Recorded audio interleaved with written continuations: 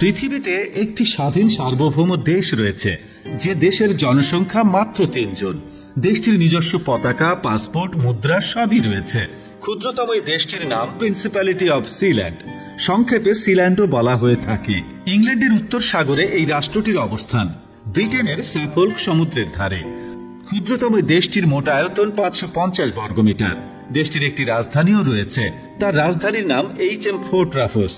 দেশটিতে ইংরেজি ভাষা প্রচলিত এবং মুদ্রার নাম সিল্যান্ড ডলার। বাইরের কোনো দেশে এই মুদ্রা চলে না। দেশটিতে কোনো মাটিও নেই। এই দেশটি আসলে দ্বিতীয় বিশ্বযুদ্ধের সময় ব্যবহৃত একটি সমুদ্র বন্দর।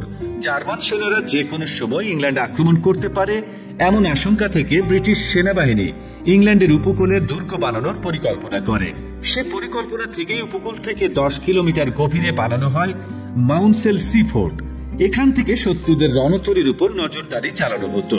দ্বিতীয় বিশ্বযুদ্ধ শেষ হলে অন্যান্য অসংখ্য দুর্গের সঙ্গে ব্রিটিশ সেনাবাহিনী এটিকেও পরিত্যক্ত ঘোষণা করে। 1967 সালের 2 সেপ্টেম্বর ব্রিটিশ নাগরিক মেজর প্যারেজ রয় বেটস ও তার পরিবার এই দ্বীপের স্বত্বাধিকারী হন। তারপর তারাই একে একটি স্বাধীন মাইক্রো রাষ্ট্র হিসেবে ঘোষণা করেন। এবছরের 2 সেপ্টেম্বর দেশটির স্বাধীনতার সুবর্ণ জয়ন্তী পালিত হয়। পৃথিবীর কোন দেশ এখনো সিল্যান্ডকে স্বীকৃতি না দিলেও কেউ তাদের বিরোধিতাও করেনি। মজার কথা হলো, মোট জনসংখ্যার 3 জনই বেটস পরিবারের সদস্য এবং যথাক্রমে তারা এই রাজ্যের রাজা, রানী এবং রাজপুত্র। তবে উইকিপিডিয়ার তথ্য মতে 2002 সালে দেশটির জনসংখ্যা ছিল 27 জন। মাটি থেকে অনেকটা উপরে দুটো বড় বড় স্টিলের পাইপের উপর এই দেশটির অবস্থান। এই দেশটিতে কোনো মাটি নেই, পুরোটাই স্টিল। এই দেশটিতে যেতে হলে ইংল্যান্ডের উত্তর উপকূল থেকে 10 কিলোমিটার সাগরের গভীরে যেতে হয়। দেশটিতে একটি মাত্র ঘর চোখে পড়বে এবং সেটি এই দেশের রাজপ্রাসাদ।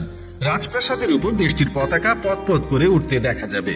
সিল্যান্ডে একবার অগ্নিকাণ্ড হয়, সময়টি ছিল 2006 সালের 23শে জুন। বৈদ্যুতিক শর্ট সার্কিট থেকে এই আগুন লাগে। এতে সিল্যান্ডের ব্যাপক ক্ষয়ক্ষতি হয়। অগ্নিকাণ্ডের খবর পেয়ে ইংল্যান্ডের উদ্ধারকারী হেলিকপ্টার এসে তাদেরকে উদ্ধার করে। পরবর্তীতে সিল্যান্ডকে মেরামত করা হলে 2006 সালের নভেম্বরে তারা আবার সিল্যান্ডে ফিরে যান। দর্শক, আজ এ পর্যন্তই। ভিডিও ভালো লাগলে লাইক দিয়ে সঙ্গে থাকার অনুরোধ রইল।